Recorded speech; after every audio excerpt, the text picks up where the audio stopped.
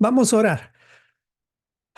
Amado Señor, nos acercamos a ti una vez más confiados en que en tu Torah caminamos seguros, Señor. Gracias que tu palabra nos limpia. Y eso es lo que necesitamos cada Shabbat, especialmente cada Shabbat.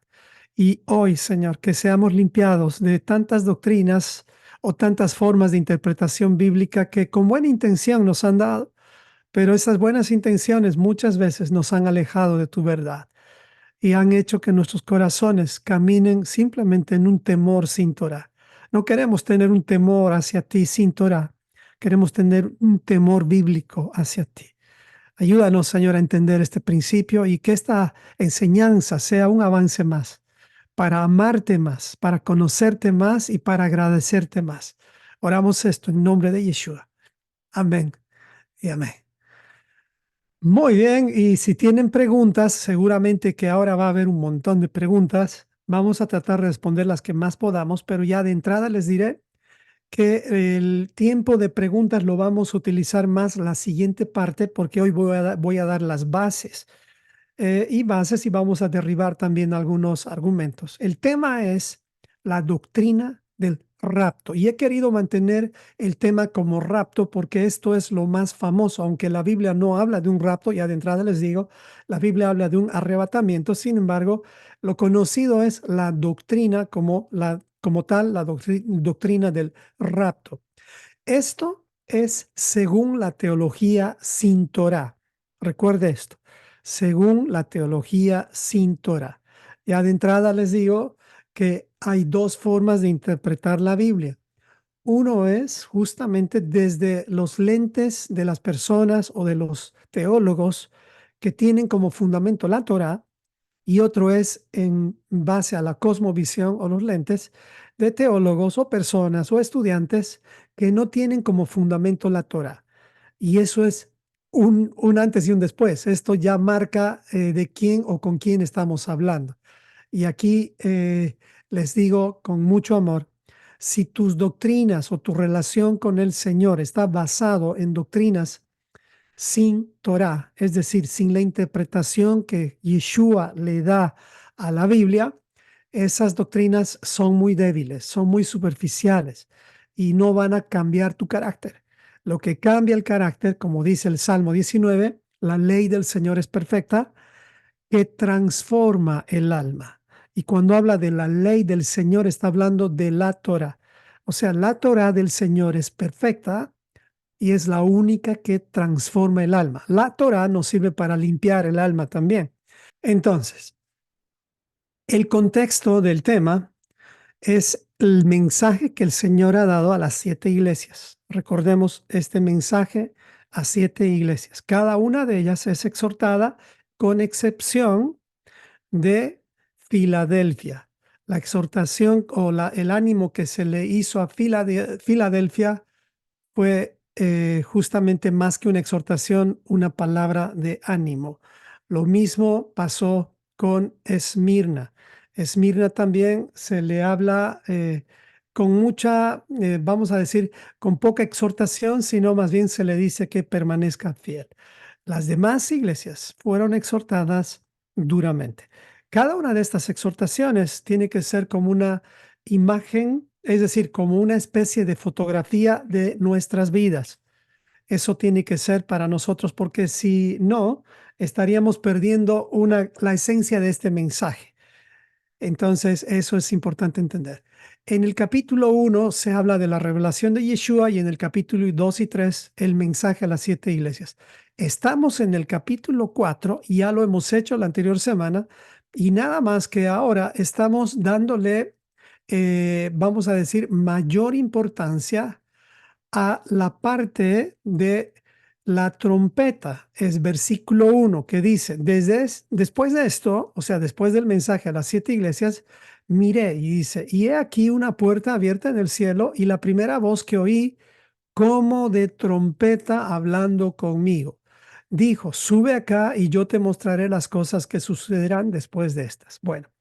Esta palabra trompeta nos conecta directamente con la festividad de las trompetas o con los eventos que van a ocurrir en ese tipo de evento, en ese tipo de ambiente, perdón. Y es por eso que hemos hecho la pregunta anterior antes de terminar. Y la pregunta era para todos, ¿qué piensas sobre el rapto o el arrebatamiento? Así habíamos terminado y de esta forma es que estamos conectando el capítulo 4 con una enseñanza inicial de lo que es el fin de los tiempos. Y para eso vamos a hablar un poquito de las doctrinas del rapto o arrebatamiento. Nada más por razones de no entrar en detalles muy innecesarios, no vamos a profundizar mucho en lo que es si es rapto o arrebatamiento. Vamos a pensar que las dos se refieren a justamente a ¿cómo se diría? La palabra sería ese desaparecer de forma secreta, ese ser llevados de forma secreta por, según la doctrina, por el Señor. ¿Ok? Entonces, ¿cuál es tu pensamiento respecto a las doctrinas del rapto o arrebatamiento? Pues aquí te quiero dar dos consejos, si se podría dar, si se podría decir así. Estos dos consejos tienen que ver con las dos formas de pensar que hay en el planeta Tierra. En el planeta Tierra sé que hay muchísimas formas de pensar, pero las quiero clasificar en solamente dos. Estas dos formas de pensar, una es basando nuestros pensamientos en el pensamiento bíblico o hebreo. La segunda forma de pensamiento que hay en el planeta Tierra es el pensamiento greco-romano o secular. Son dos formas de pensamiento. Y no estoy diciendo que en el pensamiento bíblico están tales o tales denominaciones o iglesias, porque en el pensamiento bíblico en realidad no están las denominaciones o no está centrado para nada el hombre. En cambio, en el pensamiento grecorromano o secular, el centro de este pensamiento es el hombre. Por lo tanto, la base o el eje central del pensamiento bíblico siempre va a ser lo que dice la Torah. En cambio, o lo que dice Yeshua, si tú quieres. En cambio, el pensamiento greco-romano va a estar centrado en lo que dice el hombre. Eso es importante entender, en lo que dice el hombre. Y nosotros tenemos que tomar una decisión respecto a eso, porque lo que el hombre dice, el predicador, el cura, yo mismo, cualquier persona nunca va a estar por encima de lo que es el pensamiento bíblico o lo que Dios dice. Tenemos que tener cuidado por eso cuando hablamos y decimos que Dios me dijo, mejor ten cuidado en revisar eso y el consejo que hace tiempo habíamos dado es, no es bueno decir Dios me ha dicho, lo mejor es decir la Biblia dice o la palabra de Dios dice. Eso te va a librar de un doble error porque a veces cuando decimos la Biblia dice hablamos sin contexto y sin embargo la segunda cosa y además eso no nos va a ayudar. Y la segunda cosa de la cual el Señor nos libra es que normalmente Dios no está hablando cara a cara con alguien en este momento, porque todo lo está hablando a través de su palabra en Yeshua. Así que el Señor no es que no está hablando cara a cara como lo hizo con Moisés. Él podría hacerlo, pero no lo está haciendo ahora en este tiempo. No estamos como en el Edén, donde el Señor se paseaba por el huerto y hablaba directamente con Adán. Ahora estamos en otro tiempo donde todo se está comunicando por medio del Hijo, por medio de Yeshua. Ya los profetas incluso, ya Elías y todos los profetas, ellos también están detrás de la voz de Yeshua. Todo se ha centrado en Yeshua y eso es una ventaja que tú y yo tenemos para tener claro que el pensamiento bíblico está centrado en Yeshua y el pensamiento secular está basado en lo que algún hombre dice. Así que el Señor habla de muchas maneras, pero en este tiempo está hablando por medio del Hijo. Ahora, no descarto que el Espíritu de Dios puede hablar por medio de los sueños, el Espíritu de Dios puede hablar a través de su palabra con versículos. Claro que sí, pero lo hace siempre en un entorno de interpretación de Yeshua. El Señor no va a contradecir su palabra y va a levantar, por ejemplo, un Mesías que no esté verificado según la Torá. El Señor va a levantar el Mesías de acuerdo a sus calendarios. No va a aparecer un Mesías como hace un tiempo apareció en Israel, no sé si escucharon. Todo el mundo estaba hablando que el Mesías ya llegó y eso era una noticia que no era verdadera. Entonces, no se va a contradecir el Señor, pero es importante entender en cuál de los dos pensamientos está fundamentada tu vida, tu relación con Dios. Si está fundamentada tu relación con Dios en base a lo que dice el hombre, es que no conoces la Biblia todavía. Por lo tanto, debería ser una de tus decisiones conocer la Biblia lo más pronto posible.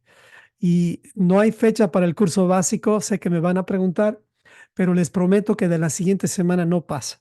Vamos a darles la fecha del curso básico, ya me siento mucho mejor, creo que sí, ahora ya puedo hacerlo y va a ser temprana la fecha. Así que prepárense, eso entre comillas. Sigamos entonces. Hasta ahí está bien. Si quieres puedes sacarle foto ya a esto, hermanita o Emiliano. Muy bien. Entonces, una aclaración. El presente estudio El presente estudio de la doctrina del rapto o arrebatamiento considera que la base de toda interpretación bíblica debe estar fundamentada en la Torá de Yeshua. Sin esta base, cualquier interpretación puede llevarnos a la confusión o al engaño. Esto es para mí también, ¿ok? Tenemos que nosotros tener cuidado en qué estamos fundamentando nuestra interpretación bíblica. Así que cualquier interpretación que no considera como fundamento la Torá de Yeshua, es decir, la interpretación que Yeshua le da a la Biblia, esa interpretación es peligrosa. Te va a llevar a la confusión o al engaño. Y es lo que pasó con Tiatira. ¿Recuerdan ustedes? Ahí teníamos a la profetisa Jezabel que nos lleva a la confusión y al engaño con sus enseñanzas. Entonces, cuidemos que nuestras doctrinas estén fundamentadas en la Torá. Como bien decían algunos, ya no estamos en el tiempo donde éramos gentiles, ahora estamos en el tiempo en el cual somos hebreos o estamos aprendiendo a salir fuera del paganismo. Si quieres en palabras más sencillas, es eso. Estamos aprendiendo a salir fuera del paganismo. ¿Ok? Bueno, ahora, la pregunta es, ¿tu teología está fundamentada en base a la Torá de Yeshua o en base a otro fundamento? ¿Qué dirías si es que alguien te está preguntando eso? ¿Cuál sería tu respuesta? Pues yo creo que tenemos que tener una respuesta, diríamos, muy bíblica en esto, porque si nuestra teología está fundamentada en base a la Torá de Yeshua, ya la hemos hecho. Es decir, estamos por buen camino. Pero si está basada en otro fundamento, estamos en un peligro. Recordemos, no hay otro fundamento, solo hay un fundamento. Y eso es lo bueno de la palabra del Señor, no nos deja tantas opciones. Como dice Pablo en Gálatas, mas si aún nosotros o un ángel del cielo les anunciare otro buen mensaje, recuerden la palabra evangelio es buen mensaje, les anunciare otro buen mensaje del que les hemos anunciado, este mensaje sea anatema. Pero lo vamos a leer en contexto para que no vayamos confundiendo a nadie. Dice así Gálatas del 6 al 10. No hay otro evangelio, lleva como título en la Reina Valera. Evangelio es el buen mensaje. ¿Cuál es el mensaje que llevamos? Es el mensaje de la Torá. Ese es el mensaje que llevamos. No llevamos otro mensaje. Por si acaso, si es que alguien no sabía, evangelio, o sea, la palabra evangelio es llevar el buen mensaje. Y solamente hay un buen mensaje. Y ese es el mensaje que Yeshua trajo con la interpretación dada por él mismo. Ese es el mensaje que estamos llevando. Claro, lo estoy resumiendo bastante, pero hay mucho más, obviamente, en todo eso.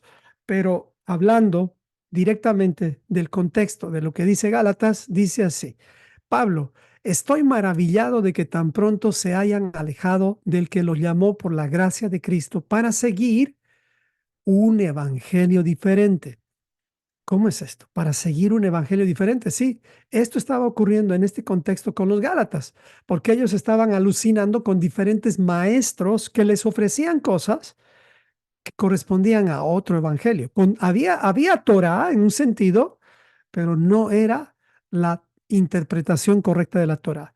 No que haya otro, dice Pablo en el versículo 7, o sea, no que haya otro qué, otro mensaje, sino que hay algunos que perturban y quieren pervertir, aquí viene, el buen mensaje de Cristo. Ese es el evangelio. Es decir, el mensaje que Cristo trajo, ese es el evangelio. Más, dice versículo 8, si a nosotros o un ángel del cielo les anunciare otro evangelio diferente del que les hemos anunciado, este mensaje sea anatema. Anatema quiere decir maldito. Como antes hemos dicho, también ahora lo repito. Si alguno les predica diferente evangelio del que han recibido, sea anatema. Mire, lo repite una vez más Pablo. Y versículo 10 dice, pues, ¿busco acaso el favor de los hombres o el de Dios? ¿O trato de agradar a los hombres? Pues si todavía agradara a los hombres, no sería siervo de Cristo. Esto es importante entender. ¿Tu teología está fundamentada en agradar a los hombres? Entonces la vamos a cambiar la pregunta. ¿O está fundamentada en agradar a Cristo? ¿Qué somos? ¿Siervos de Cristo de verdad? ¿O simplemente somos seguidores nada más por pantalla que tenemos la polera que dice yo sigo a Cristo, pero nuestro corazón sigue a cualquier otra cosa? Así que tengamos cuidado. Nuestro evangelio, o sea, lo que nosotros creemos, ¿de verdad está siguiendo a Cristo? Y aquí viene la evaluación, diríamos, para cada uno de nosotros. A veces separamos esto como si viviéramos una vida en la cual en el trabajo ya nada que ver Cristo. No es así. La Torah, es decir, el mensaje de Cristo, va dentro de tu trabajo también, porque en realidad no es que está en tu trabajo, el mensaje de Cristo está en tu corazón. Eso quiere decir que por donde tú vayas, en el baño, en la cama, en la cocina, donde estés, debes estar consciente de este mensaje. Es decir, que tu vida no es una vida que normalmente en la religión se enseña, bueno, ahora vamos a estar vamos a hablar de las cosas espirituales. Y es como que nos cambiamos el chip y empezamos a hablar del trabajo. El trabajo es tan espiritual como el estudiar la Biblia, tan espiritual como el estudiar la Biblia. Sí, hermanos. Es más, hasta el dormir en la cama es también espiritual. Hasta el entrar al baño es espiritual. Uno diría, pero que estoy llevando todo lo espiritual. Lo que pasa es que tenemos que ver las cosas así integralmente. No podemos verlas separadas. La religión nos ha enseñado a ver las cosas separadas y la Torá nos está tratando de mostrar que es todo un paquete completo. Es por eso que nuestra teología debe estar basada en una sola cosa, y esa sola cosa es la Torá de Yeshua. Entonces, en base a estas dos formas de pensar, ¿qué piensas sobre las doctrinas del rapto o el arrebatamiento? Así que puedes ir escribiendo ya las preguntas. No va a haber tiempo en este momento para darte el micrófono, pero veamos. Vamos a ir hacia adelante. Primeramente, ¿quién creó la teoría del rapto de la iglesia? Aquí hay dos errores muy, muy grandes. Primero, que rapto no es como tal. Y segundo, que iglesia, cuando se habla de iglesia, ya se está separando Israel. Eso es lo que no nos damos cuenta. Es como gritar, y algunos gritan sin entendimiento, Free Palestine. No sé si han escuchado eso. Y eso es absurdo, porque al decir Free Palestine estás diciendo que los judíos sean expulsados de todo el territorio de Israel. Y eso no es lo que tú quieres, pero como lo decimos muchas veces por ignorancia, no entendemos esos mencionados dichos. Lo mismo sucede aquí cuando hablamos de la iglesia.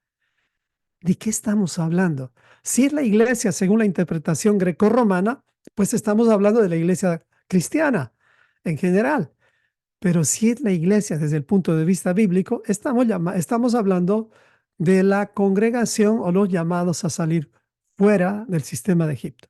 Fíjense, en esta pregunta ya hay dos errores. El tema del rapto y el tema de la iglesia. Pero bueno, vamos a pensar que está bien la pregunta y la pregunta es, ¿quién creó la teoría del rapto o arrebatamiento de la iglesia? Pues esto ya lo habíamos respondido la anterior semana y la respuesta es que esta es una doctrina que no tiene ni 2000 ni 200 años, perdón.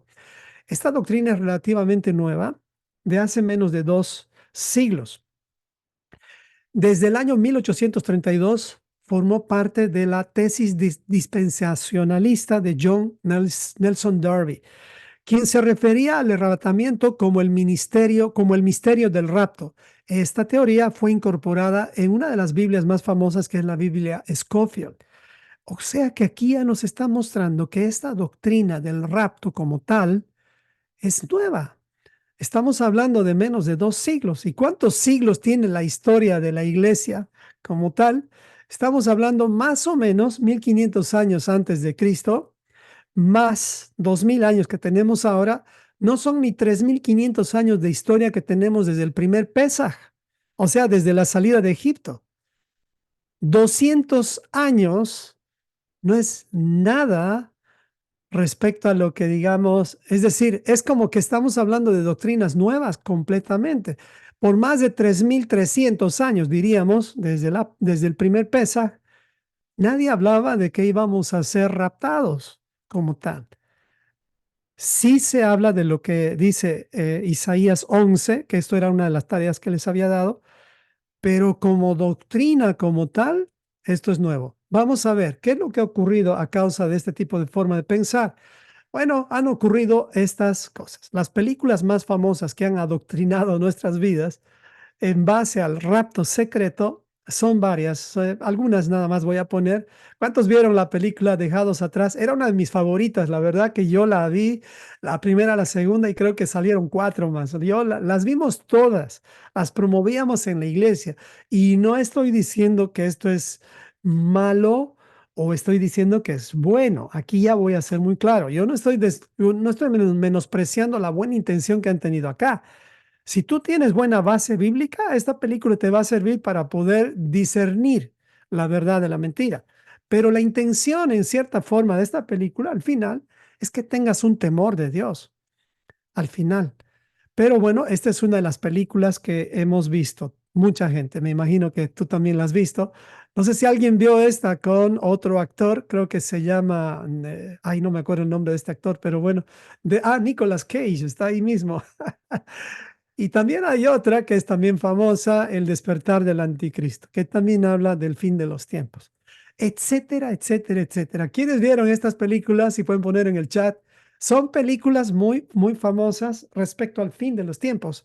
No estoy diciendo, aclaro una vez más, que estas películas son satánicas o que estas películas son malas. No, no, no, no. Eso está mucho mejor que ver las películas de Disneylandia si quieres, si quieres ya una conclusión. En realidad, estas películas podrían incluso promover a que tu interés en la Biblia, diríamos, sea despertado. Hay mucha gente que gracias a estas películas ha empezado a estudiar más, por lo menos el Apocalipsis, Tesalonicenses, Corintios, etcétera. Pero aunque usted no lo crea, no ha sido suficiente. Porque ¿qué es lo que ha causado estas películas en nuestras vidas? No sé si alguien podría escribir en el chat, ¿qué impresión le ha dejado estas películas en sus vidas? Con qué se queda si podría resumir alguna de estas películas, los que las vieron? A ver, veo en el chat, ¿qué dicen? ¿Qué información, qué les ha dejado? Ah, ahí dice alguien exactamente, sí, temor. Alguien dijo, ay, no, no las vi. Sí, justamente, hay una especie de temor cuando vemos estas películas.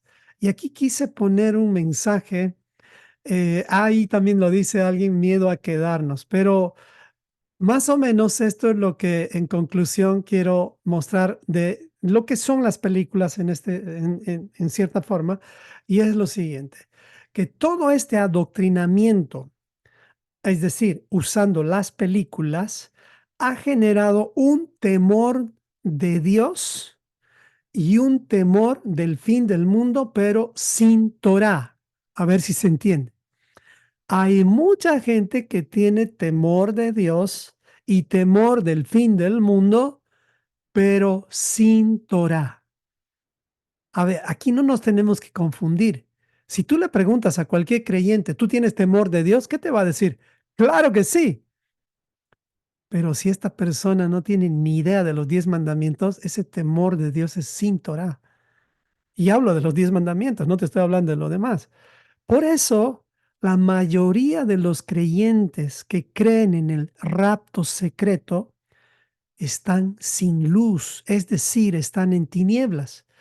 Pero para los que estamos en la luz o en luz, no seremos sorprendidos, pues por su gracia ya estamos caminando en la luz de la Torá, donde se revelan los Moedim, o sea, las citas divinas. En otras palabras, estas películas van a aumentar tu temor de Dios, pero sin Torah. ¿O alguno de ustedes le ha motivado alguna de estas películas a estudiar más la Torah? ¿Habrá alguno? Por lo menos a mí, nada. Yo las he empezado a ver, creo que hace más de 25 años. Las empecé a ver, incluso en Madison teníamos un club de video y estas eran de las películas que más promovíamos. Pero ninguna de estas películas ha despertado en mí un deseo por escudriñar la Torah. Ese es el problema de las doctrinas seculares o las doctrinas grecorromanas. Hacen que de alguna forma tu temor de Dios sea un temor nada más como de miedo a Dios, lo cual no es malo, es bueno tener un miedo a Dios en el sentido de saber que su ira es mucho peor que el infierno mismo, aunque usted no lo crea. Lo que más temor debería darnos es la ira de Dios y eso no se ha desatado sobre la tierra, no se ha desatado su ira. El juicio de Dios final no ha llegado. Ha habido un juicio ya, es decir, con Noé, y ahí tú puedes ver un poquito de lo que es la ira de Dios. Solamente de más de 20 millones de habitantes se salvaron 8. La ira de Dios es algo que no podemos describir, describir. Así que tengamos temor de Dios, temor del fin del mundo, pero con Torah, con Torah. Estas películas no van a promover eso en tu vida. Sin embargo, si las ves o no las ves, eso es una decisión tuya. No es ni buenas ni malas. Eso va a depender en las manos de quien esté. Si tú estás haciendo un estudio para confirmar qué tipo de doctrina han sido, o sea, cuál doctrina han utilizado, pues te va a servir. Ahora, ya de hecho les digo que aquí en todas las películas se habla de de la doctrina del rapto pretribu, perdón, parecen trabalenguas, pretribucional. Ay, ay, ay, no puedo pronunciar eso, ¿ok? Se habla de una pretribulación en estas películas. Es decir, les voy a mostrar un poquito para que podamos ver. Existen 7 dispensaciones y en esto no voy a tardar mucho porque no es mi afán enseñarles la teología secular. Existen 7 dispensaciones que la teología secular ha desarrollado para explicar las doctrinas del rapto. Las doctrinas del rapto surgen a causa de las dispensaciones. Vamos a ver qué son las dispensaciones. Las dispensaciones son todas estas curvas que tú vas viendo aquí son dispensaciones o también se puede decir tiempos de economía administrativa. Economía en el sentido de que en este tiempo, por ejemplo, en la primera etapa, ves un verde acá, inocencia, hay una dispensación llamada la dispensación de la inocencia y así sucesivamente van las dispensaciones o los tiempos de administración y llegan a un tiempo de administración de Moisés hasta Cristo que le llaman la ley. Y de ahí, después de Cristo, comienza un tiempo de dispensación llamado la gracia. ¿Se dan cuenta ya el error garrafal que están cometiendo aquí en esta interpretación sin Torah? Claro, porque cuando Noé fue salvado, es más, Adán mismo fue salvado, fue por gracia. Fue por gracia. La gracia se expresa cuando alguien paga por ti. ¿Quién pagó por Adán? Pues usted va a leer, fue un cordero que pagó por Adán. Y ese cordero era el primer cordero sacrificado, era Yeshua mismo, que fue sacrificado ya en el momento que Adán pecó. Dios ya tenía esta provisión, nada más que usted la vio claramente en el Monte Calvario. Estas separaciones que han hecho ha distorsionado terriblemente la teología bíblica. Por lo tanto, tú tienes que salir de todo esto y te lo digo con mucha autoridad y humildad. No, si usted ha hecho estudios en institutos teológicos o donde sea, todo esto no tiene sustento bíblico. Esto es una forma de manipular la Biblia. Han manipulado la Biblia, porque todas estas dispensaciones no tienen la base más importante de la Biblia, que es la base de la trazabilidad. No se puede trazar la Biblia sin los primeros 5 libros. Todas estas interpretaciones no tienen fundamento en la Torá hebrea, sino en la teología grecorromana. Eso ya nos debería preocupar. Entonces, no podemos fundamentar nuestras vidas o nuestra relación con Dios en base a la teología grecorromana. No, nos vamos a perder en la confusión y en el engaño. Y lo peor de todo es que Yeshua no viene, escuche bien esto, no viene para sustentar estas doctrinas. Yeshua viene para derribar estas doctrinas. Y una de las conclusiones que más la gente llega cuando estudia este tipo de doctrinas es que piensan que se van a ir al cielo. Ese es uno de los problemas que hay. Hay como 7 problemas que trae esta teología, pero no vamos a hablar de eso. Pero una de las cosas más terribles es que piensan que o sea, la mayoría piensa que nos vamos de retorno, nos vamos camino al cielo. Y la Biblia no habla de eso. Probablemente vas a encontrar que algún versículo que hable del reino de los cielos, pero no está diciendo que estamos volviendo al cielo porque nunca hemos salido del cielo. Quien fue caído del cielo o echado del cielo fue otra persona. Yeshua no viene para llevarnos al cielo. Él viene para regresarnos a la casa eterna de donde fuimos expulsados. Por lo tanto, ahora sí puedes sacarle la foto. Estas doctrinas, elimínalas de tu vida. Elimínalas. No agrades al hombre. Y te lo digo con humildad, ten cuidado. Si algún pastor tuyo o alguien que te está enseñando la palabra te dice, esta es la base de nuestra enseñanza, simplemente tenle mucho, diríamos, respeto, paciencia y dile si te podría justificar que la gracia comenzó con Yeshua y si la gracia no justificó a Noé. Y nada más le muestras el versículo donde dice Noé fue por gracia salvado. Noé fue salvado por gracia, así literalmente lo dice. Entonces, a ver qué te dice. Eso ya destruye la dispensación de la gracia. Así que nuestra teología no está basada en eso. De aquí surge el rapto. De aquí surgen las teologías del arrebatamiento o mal llamadas rapto como tal. No estoy diciendo que no hay arrebatamiento para nada, pero estoy diciendo no hay un fundamento correcto. Entonces vamos a ir viendo un poco más sobre estas teologías o doctrinas. Hay 4 doctrinas o interpretaciones sobre las doctrinas del rapto, ¿ok? 4 teologías, en realidad, o 4 interpretaciones. Hay 3 principalmente, pero quise poner 4 porque ni aun en esto tú vas a encontrar consenso. En la mayoría de las interpretaciones hay 3, en algunas hay 4. Yo las puse 4 porque encontré esta información y me pareció interesante. Vamos a la primera interpretación de la doctrina del rapto. ¿Cuándo vamos a ser raptados según la teología sin Torah? La primera es que vamos a ser raptados antes de la tribulación. Existe una tribulación, está en la Biblia, pero esta doctrina dice que vamos a ser raptados antes de la tribulación, o sea, al inicio de los 7 años de tribulación, según esta primera interpretación. Segunda interpretación, el mesotribulacionismo, dice que vamos a ser raptados al medio de la tribulación, es decir, a la mitad de los 1260 días o 3 años y medio. ¿Ok? Dicen que en la mitad vamos a ser raptados. La tercera postura o la tercera interpretación dice que vamos a ser raptados al final de los 7 años. al final de la tribulación. ¿Ok? Y la cuarta dice que son raptos parciales. Yo no sabía esto, pero bueno, hay esta teoría también, que durante los 7 años el Señor se va a ir llevando solamente a algunos. Es increíble que cada una de estas posturas tiene cantidad de libros de sustento, libros y libros y libros de sustento en todas estas cuatro interpretaciones.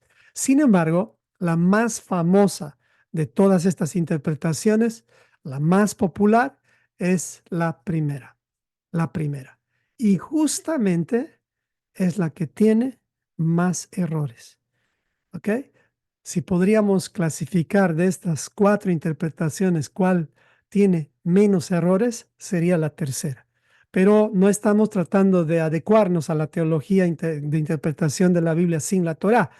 Pero la más famosa de donde han surgido las películas es de la pretribulación o el pretribulacionismo. Esta es la más famosa. Así que si tú has sido educado, instruido con las doctrinas del rapto, lo más probable es que te han enseñado la primera, es decir, que vamos a ser llevados fuera y después que su iglesia, es decir, la iglesia cristiana sea llevada al cielo. Los que se queden van a sufrir la tribulación. Eso es lo que dice esta doctrina. Pero no voy a entrar mucho a estos detalles porque hay mucho por avanzar en esta clase, así que veamos qué dice la Torá respecto a todo esto. ¿Qué dice la Torá respecto a todo esto? Y empezaremos con la pregunta o con vamos a decir, vamos a hacer la pregunta. La pregunta sería, ¿quiénes se van a salvar? Y pues la respuesta, dice la Biblia, es que solamente el remanente se va a salvar. Por eso puse aquí, al final del juicio sobre la tierra, solamente el remanente se va a salvar. Una vez más, al final de toda la historia de la humanidad, al final de todos los juicios que van a venir sobre la tierra, solamente un remanente se va a salvar.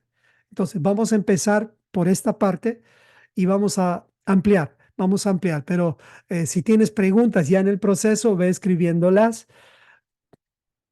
pero esta base que te voy a ir dejando ya tiene que ver con lo que dice la Torá. ¿Ok? Vamos, entonces, ¿quién es ese remanente que se va a salvar? Veamos Romanos 9, 27, 28. Pablo dice quiénes se van a salvar. Dice, también Isaías, versículo 27 de Romanos 9, dice, también Isaías clama, tocante a Israel. Si fuere el número de los hijos de Israel como la arena del mar, tan solo el remanente se salvará, porque el Señor ejecutará su sentencia sobre la tierra, en justicia y con prontitud, lo mismo que hizo en el diluvio. El Señor, el día en que cerró la puerta del arca, ejecutó su sentencia sobre toda la tierra, con justicia y con prontitud. ¿Cuántas personas se salvaron?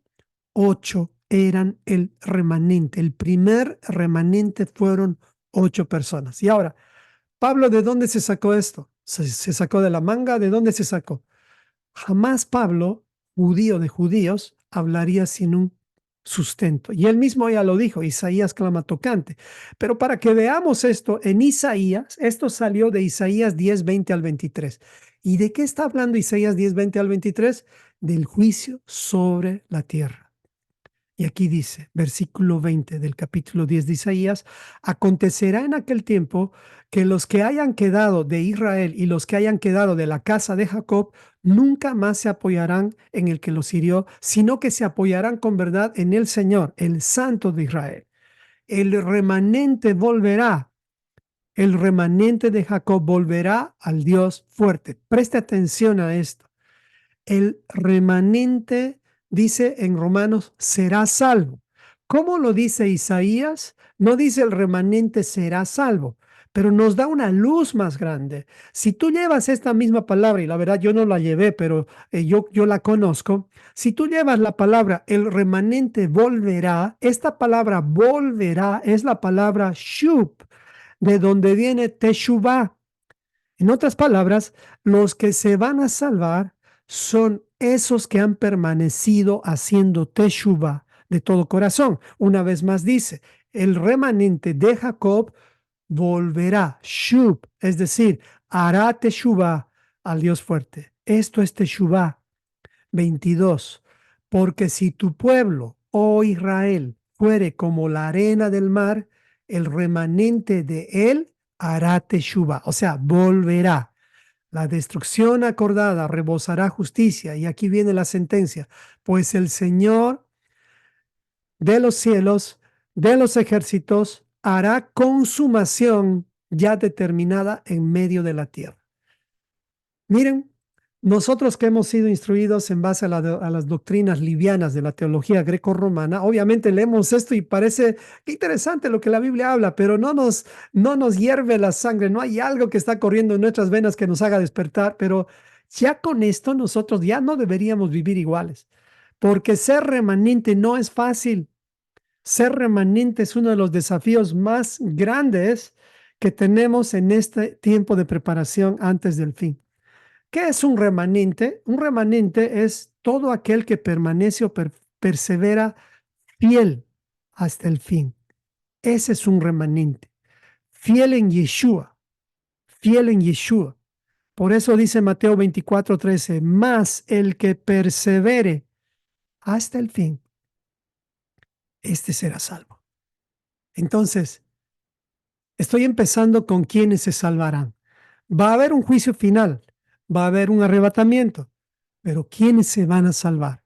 Solamente los que perseveren hasta el fin. Vamos a borrar de nuestras mentes todas estas doctrinas dispensacionalistas que nos han creado un temor sin Torah y vamos a tratar de borrar eso en nuestras vidas para reaprender lo que dice la Biblia. Entonces, yo estoy iniciando esta enseñanza con Torah ya desde el final de lo que va a ocurrir. Se va a salvar solamente un remanente. Entonces, ya tienes dónde apuntar. Tú y yo tenemos dónde apuntar. Lo que tenemos que hacer es permanecer en la vid, como el pámpano permanece en la vid. O sea, nosotros no podemos desprendernos de la vid en esta vida. Tenemos que estar conectados a la vid verdadera. Bueno, otra pregunta. ¿Estamos regresando al cielo o al jardín del Edén? ¿Qué decía la teología grecorromana? Que estamos regresando al cielo. Es lo que dice la mayoría de la gente. La mayoría de las personas piensan que estamos volviendo al cielo y no es así. No fuimos expulsados del cielo. Fuimos expulsados del jardín del Edén. Del jardín del Edén. Estamos regresando a la casa que nuestro Padre nos hizo para que habitemos como mayordomos por la eternidad. Si tú quieres saber cuál es el propósito de Dios en general para el ser humano, antes del pecado era que seamos mayordomos. Después del pecado, lo mismo, que seamos mayordomos. Ese es el propósito de Dios, que seamos sus administradores. ¿Quién fue expulsado del cielo? No fuimos nosotros. ¿Quién creen que fue expulsado del cielo? Dice, caíste del cielo. ¿Quién es esa persona? Él ni siquiera va a volver al cielo, pero fue justamente Lucifer. Él fue quien cayó del cielo. Vamos entonces a ver la justificación de que estamos regresando al Edén. Génesis 3, 21 al 24. Preste atención a esto porque esto nos va a ayudar a entender cómo interpretar justamente este arrebatamiento del tema del cual estamos hablando. Ahora ya estamos con Torah, recuerde, ya estamos con Torah. Génesis 3, 21 al 24. Esto sucede después de que el Señor ya ejecutó su juicio sobre Satanás, sobre la mujer y sobre el hombre. Y al final el Señor le dice al hombre lo siguiente. Primeramente hace el Señor algo sumamente importante para entender cómo es que va a ser el fin de los tiempos. Versículo 21. Preste atención a este versículo. Aquí está el sacrificio del primer cordero. Dice, y el Señor hizo al hombre y a su mujer túnicas de pieles y los vistió. ¿Qué es lo primero que se hace? Es un pesaj. ¿Si se entendió bien? Mire bien, ¿qué es lo que ocurre en Pesaj? Se sacrifica un cordero y se pone una cobertura de sangre, si tú quieres, algo que cubra tu vida del ángel de la muerte. Miren, aquí ya puedes ver Pesaj, se está sacrificando. ¿Cómo sale una piel para que sea una ropa tuya y te cubra? Pues el animalito no se saca un pedazo de su piel y te lo presta. Animalito tiene que dar su vida. Habrá sido cordero, habrá sido becerro, lo que tú quieras interpretar aquí. Hay muchos que de pronto dicen, ¿cómo sabes que es un cordero? Pues eso es lo más probable, porque el Señor siempre ha usado el cordero como un ejemplo de sacrificio. Por eso Yeshua viene como el cordero de Dios que quita el pecado del mundo. Entonces, versículo 21 ya nos dice cómo va a ser el plan del fin, es decir, el plan del fin de los tiempos. Comienza todo con un cordero. Después de exhortarles el Señor, dice, empezó la recuperación. Aquí, Génesis 3:21. Y el Señor, Dios, no lo dice así claramente, fue en busca de Adán y Eva. Claro que fue en busca de Adán y Eva, pero después los expulsa. Pero miren lo que dice, y el Señor Dios hizo al hombre y a su mujer, Dios salva familias, túnicas de pieles y los vistió. Y dijo el Señor Dios, he aquí, el hombre es como uno de nosotros. ¿Dónde estaba Adán en este momento? Estaba todavía dentro del Edén. Dice, y dijo el Señor Dios, he aquí el hombre es como uno de nosotros, sabiendo el bien y el mal. Ahora pues, que no alargue su mano y tome también del árbol de la vida y coma y viva para siempre. Adán había adquirido un cáncer llamado muerte. Lo adquirió para él, lo adquirió para Eva y lo adquirió para ti y lo adquirió para mí. Todos tenemos este cáncer y Dios lo sabe y lo sabe muy bien y tiene el remedio. Entonces el remedio de Dios es expulsar a Adán del huerto del Edén o del jardín del Edén. Y dice 23. Y lo sacó el Señor del jardín del Edén para que lo labrase, para que labrase la tierra de que fue tomado. ¿Cuál fue la instrucción de Dios para Adán antes del pecado?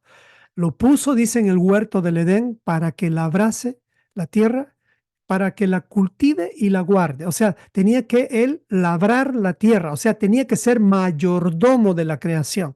Dios no le quitó a Adán su propósito, lo mantuvo con su propósito, pero con una desventaja muy grande. La desventaja grande que tenía Adán era que el mal ya estaba dentro de él, en su corazón, porque él lo había metido.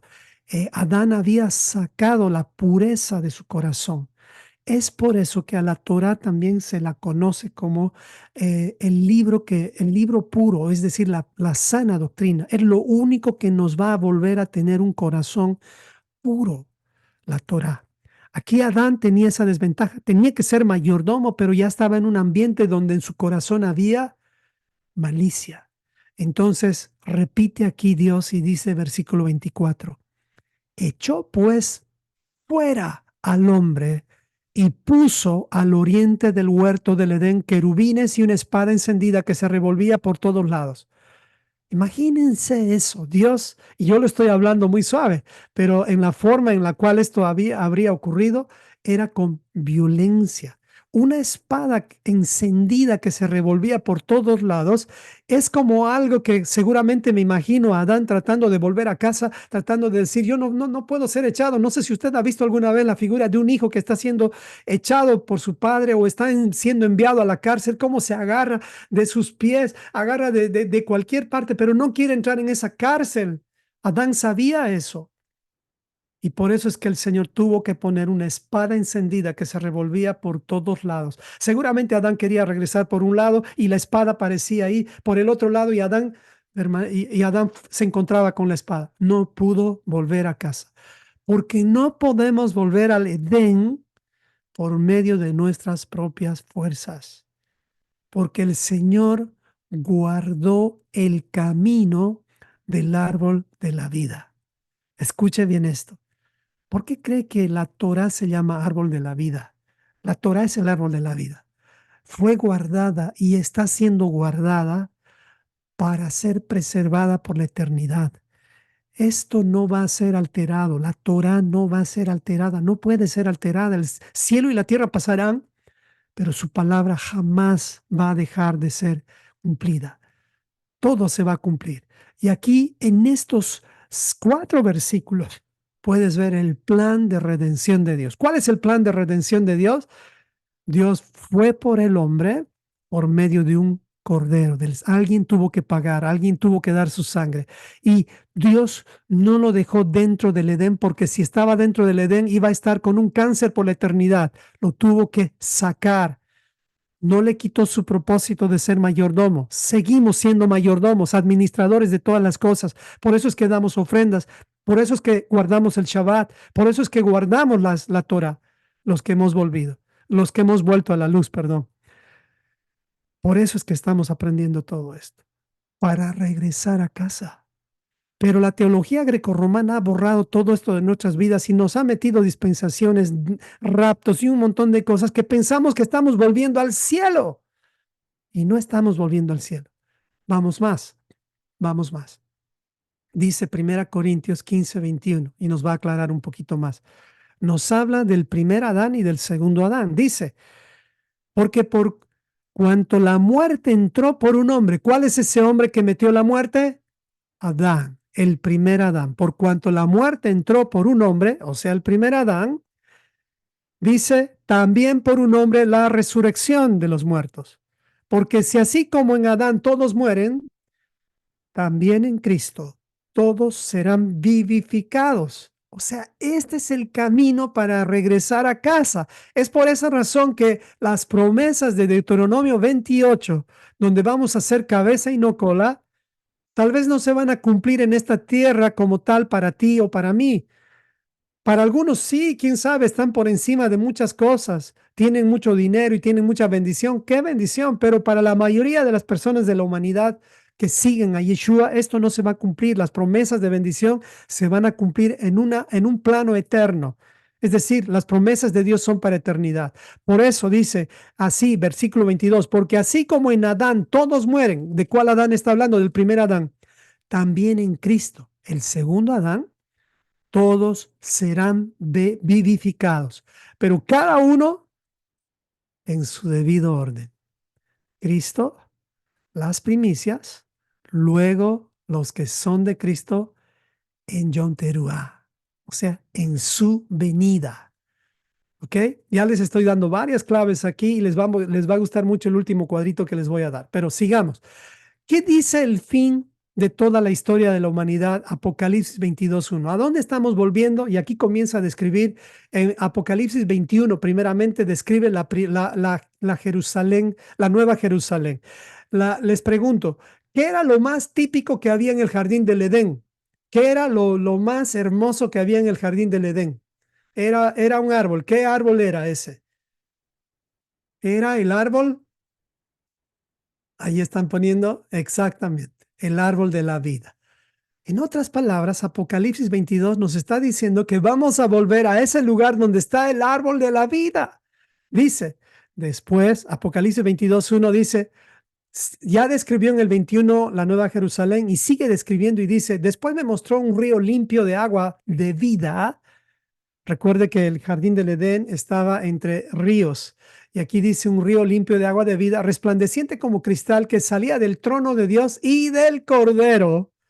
Para los que dicen Yeshua es Dios y Dios es Yeshua, miren, aquí están claramente los dos tronos, el trono de Dios y del Cordero. En medio de la calle de la ciudad y a uno y otro lado del río estaba el árbol de la vida. Estamos de regreso al jardín del Edén, al huerto del Edén, un lugar donde dice que produce 12 frutos cada año, dando cada mes su fruto, y las hojas del árbol eran para la sanidad de las naciones. Y no habrá más en ella maldición.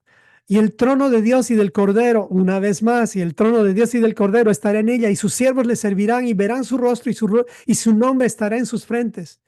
No habrá allí más noche. y no tienen necesidad de luz de lámpara ni de luz de sol, porque Dios el Señor los iluminará y reinarán por los siglos de los siglos. Aquí se terminó la historia, volviendo a casa, volviendo al Edén, de donde fuimos expulsados. No fuimos expulsados del cielo, fuimos expulsados del jardín del Edén. Hermano amado, esto no está todavía en nuestras conciencias, pero necesitamos poner en nuestras conciencias. Por eso es que repito y repito muchísimo todos estos principios. Estamos volviendo a casa. No nos enfoquemos tanto en las cosas que este mundo nos ofrece. Enfoquémonos en no perdernos del camino de retorno a casa. Si tus hijos se hubieran perdido, lo más importante para ti fuera encontrarlos. Dios ya nos encontró. Habíamos sido perdidos. Hasta nos llamábamos las ovejas perdidas. Pero ahora en Yeshua hemos sido encontrados. Con esto voy a terminar esta primera parte. Fíjense bien, y con esto marcamos ya la enseñanza del fin de los tiempos. Según la Biblia, así está marcado el fin de la historia de la humanidad. Preste atención a esto. En Éxodo 12:2 dice, este será el principio de los meses. Dice que a los 10 días tenemos que escoger un cordero y el día 14 tenemos que sacrificarlo. Recuerda qué es lo primero que el Señor hizo para sacar a Adán del Edén y rescatarlo. Lo primero que hizo fue sacrificar un cordero. Pesaj. Me llama la atención y me pone impresionado el ver que Dios marca el principio de nuestra historia en Abraham, pero le pone fecha en Éxodo 12:2.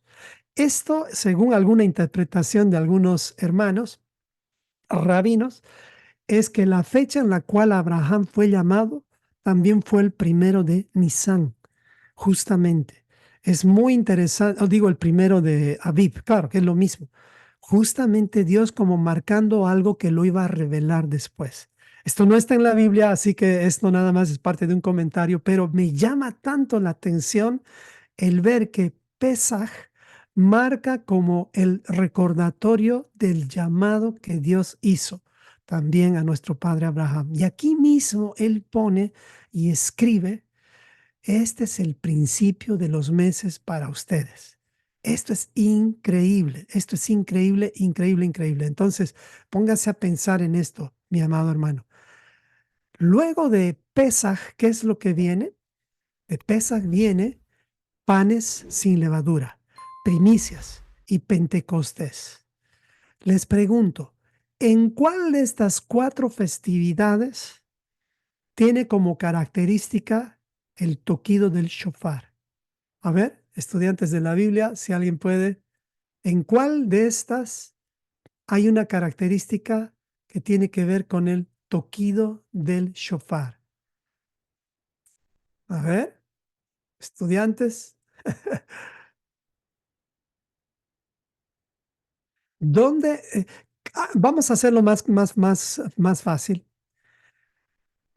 ¿En qué momento se escucha, en cuál de estas 4 fiestas, donde esta fiesta se escucha el sonido de la bocina, dice en Éxodo, se escucha el sonido de la bocina? ¿Cuál de estas festividades es? Excelente. Ahí ya pusieron. Si quieres encontrarlo, está en Éxodo 19 y en Éxodo 20:18. Esta palabra bocinas ahí, no voy a ir a ese versículo en este momento. Si alguien puede, ya lo puede ir buscando. Es más, yo voy a ir, lo voy a poner y se los voy a leer directamente porque es importante. Éxodo 20:18. Dice, estaban recibiendo los mandamientos, recuerde eso.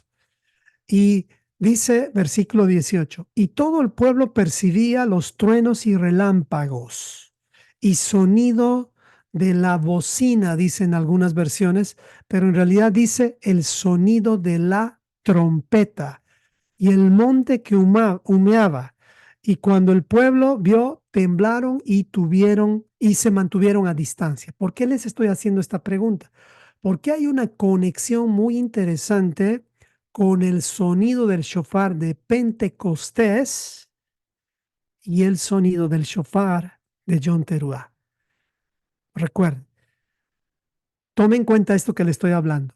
En las 4 festividades donde se marca el inicio, Pesaj, panes y levadura, primicias, en Pentecostés, que es el día de la entrega de la Torá, o representa también este día, hay un toquido de shofar. Si alguien ya sabe qué se llama esto, a este toquido, ya lo puede ir poniendo en el chat. Pero esto tiene un nombre especial.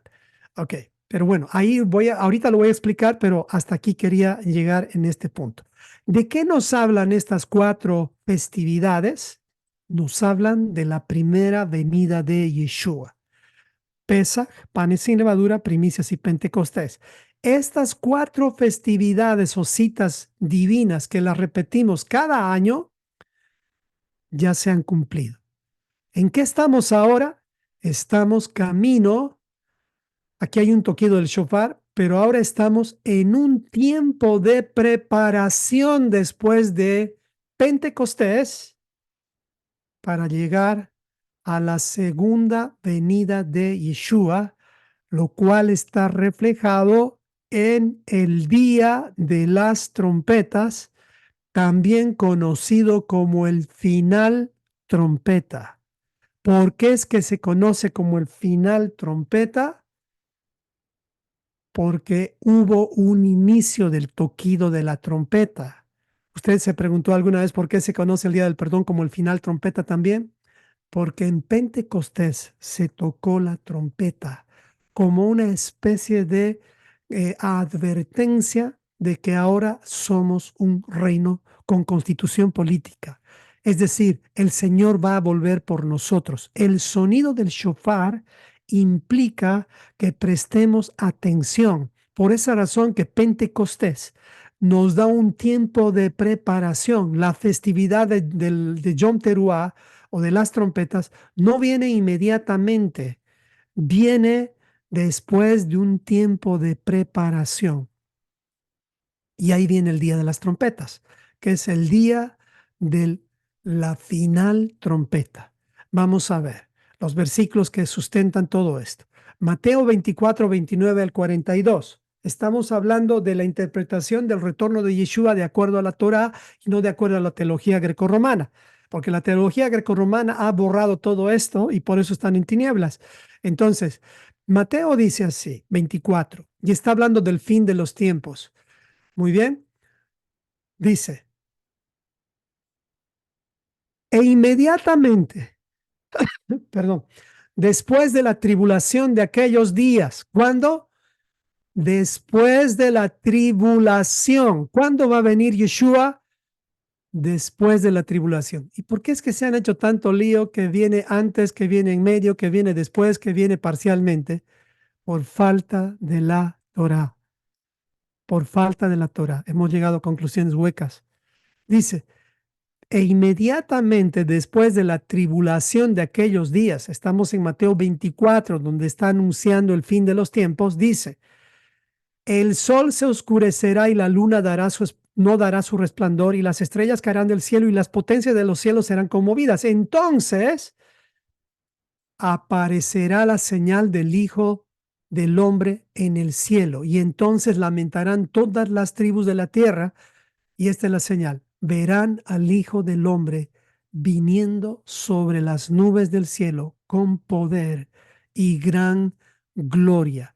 Y enviará sus ángeles con gran voz de trompeta, shofar, y juntarán a sus escogidos de los 4 vientos desde un extremo del cielo hasta el otro. Aquí no habla de un arrebatamiento, pero en Tesalonicenses sí lo habla, porque en realidad el arrebatamiento como tal es un encuentro con Yeshua, es una reunión. No es que nos estamos yendo por 3 años y medio o nos estamos yendo para evitar la tribulación. Eso tiene que salir de nuestras mentes. Dios no está tratando de evitar la tribulación a todos, excepto a Filadelfia, en la hora de la prueba, pero no es la hora no es los 7 años de tribulación. Está hablando de la hora de la prueba, que de eso les voy a hablar la siguiente semana. ¿Qué significa la hora de la prueba? Nada más te doy un adelanto, la hora de la prueba es el momento de la prueba que tú tienes, es el momento de la prueba, pero eso no es la tribulación que está hablando antes de la venida de Yeshua. ¿Ok? Lo vas a entender mejor la siguiente semana. Pero veamos dónde dice el tema de la final trompeta. 1 Corintios 15, 51 al 52. Dice así. Recuerden, en Pentecostés se toca el shofar por primera vez. Escuche bien esto. Es ahí donde suenan las bocinas, los mismos ángeles del cielo hacen un escándalo y eso es como una advertencia. ¿Qué quiere decir esta advertencia? Ya no están sin Torah, ya no pueden vivir como les da la gana. Pentecostés es la entrega de la Torah, es un tiempo para la preparación. Ahí se toca el shofar. Por eso es que el día de las trompetas es lo que dice 1 Corintios 15, 51 al 52. He aquí les digo un misterio. No todos dormiremos, pero todos seremos transformados en un momento, en un abrir y cerrar de ojos. A la final trompeta, porque se tocará la trompeta y los muertos serán resucitados incorruptibles y nosotros seremos transformados. Y también repite el tema de la trompeta en Primera Tesalonicenses, porque el Señor mismo con voz de mando, con voz de arcángel y con trompeta de Dios descenderá del cielo y los muertos en Cristo resucitarán primero. Luego nosotros, los que vivimos, los que hayamos quedado, seremos arrebatados juntamente con ellos en las nubes para recibir al Señor en el aire y así estaremos siempre con el Señor. Amados hermanos, hay un arrebatamiento y eso va a ocurrir en Yom Teruah, a la final trompeta. En la siguiente semana y a lo largo del Apocalipsis vamos a ir hablando sobre el qué va a pasar en los 7 años, sobre el anticristo y sobre todos los demás otros temas sin despegarnos de la interpretación correcta de la Torah. Pero esto es suficiente para el día de hoy. Nada más entender que si tú querías saber el tema de la doctrina del rapto, sí, no como rapto como tal, sino como arrebatamiento, sí existe, es verdad. Y eso va conectado a los Moadim o a las festividades bíblicas. ¿Cuándo va a ocurrir eso? A la final trompeta. Y después de esto, si tú te fijas que esto es todo un solo paquete, por eso se llaman las festividades del otoño, es donde de corrido va a empezar a ocurrir todas las cosas. Primeramente el juicio, después de las trompetas. Luego del juicio y la separación entre los cabritos y las ovejas, va a venir las festividades de las cabañas o las bodas del Cordero. Y finalmente, dentro en este proceso está el milenio, pero después del milenio viene el juicio del trono blanco y ahí es donde todo mundo ya entra. Aquí es donde la segunda muerte junto con Satanás y todos los que han dado la espalda al Señor van a ser arrojados al lago de fuego. Y Satanás no es el rey del infierno. Eso también es parte de la teología de las dispensaciones y todo eso. Eso es mentira. Eso es mentira. No es el rey del infierno. Satanás es un condenado más dentro del infierno. ¿Me explico? Dentro del lago de fuego.